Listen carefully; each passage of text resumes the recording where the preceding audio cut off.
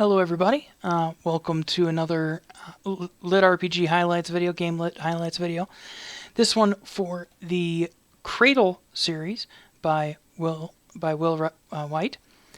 Sorry if I'm butchering your name there, Will. I would have just a billion highlights for this, so I'm going to just summarize as best I can with four.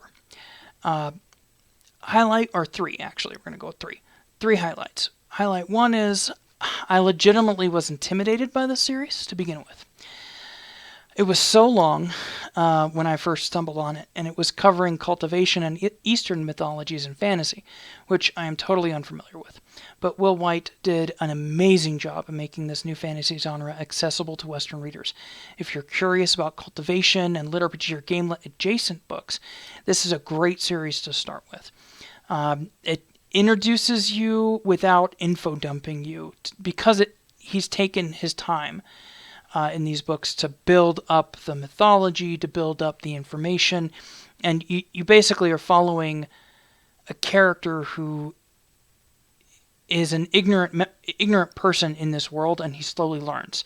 So we get the opportunity to learn along with him, which is honestly one of the best ways of introducing people who are unfamiliar with certain kind of tropes or mythologies to those mythologies. That brings me to my second highlight, which is the main cast is believable and sympathetic, without making them out to be wimps, either emotionally, spiritually, whatever. In any case, except for physically, of course, at the beginning of the story, none of them are really wimps. Even the main character, who's kind of a magical cripple at the start of the series, becomes pretty strong pretty quickly. Not because of some Deus Ex Machina thing, though there is a little bit of that in terms of very wealthy people coming in and helping him, but mainly because of his own personal perseverance and determination. He takes risks that others who are stronger and have more to lose are not willing to take, and it pays off for him in a big way. Brings me to my, which really endears him to me personally as a character, because that somebody opening doors for you when there weren't doors available is kind of a big thing that has happened in my life, and I personally, I really connect with that. And that brings me to my third highlight, which is when we start getting introduced to the realms of the truly powerful, about halfway through the series, we still are able to keep in touch with the day-to-day of the world around them. The story is still grounded. It's basically world building, so I'm talking about. The story is still grounded despite the power of demigods and gods being thrown around. And that's really important. Even the powerful gods of entire continents need to eat. So their farmers are treated with respect and given protection due from their service, which is really interesting to me. You can tell that Will has more going on behind the scenes with regards to everyday life and world building, and people just living their lives in this world, and those glimpses at this intricate world, kind of behind the scenes, that he's created, really help to ground the story. I personally hope to see more of that in the series, though it does seem like we're probably going to be going up and away from Cradle, or we might be staying here. It just depends. The characters are getting strong enough that they might have to make that decision soon.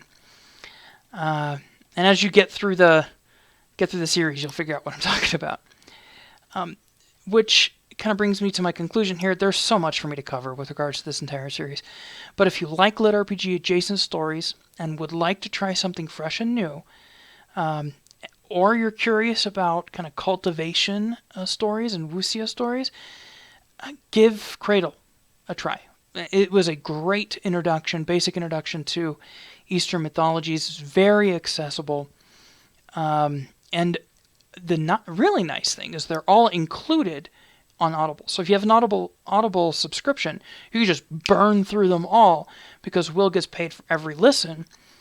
They're all included in that system. So go take a look at that and give his series a read if you're interested in any of that type of thing.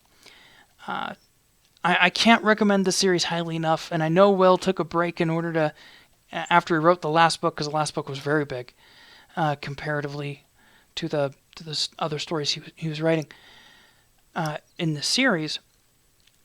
But I can't wait for the next one. This is one that Will has now gone on my always read list. So, all right. And the really nice thing is, this is just kind of a plug for indie authors. He came up as an indie author, from what I understand. And he kind of built his own thing rather than artificially being given the spotlight. So I really, really appreciate that. And personally, that kind of makes him a little bit of a hero for me, as I'm trying to do the same thing myself. So, all right. Again, as always, if you'd like to support me making more of these videos in my writing, or if you'd like to support the author, please, if you're on Amazon, please consider purchasing the book above, or see the description to see other ways of supporting either myself or the author. Thank you for your time, and have a great day.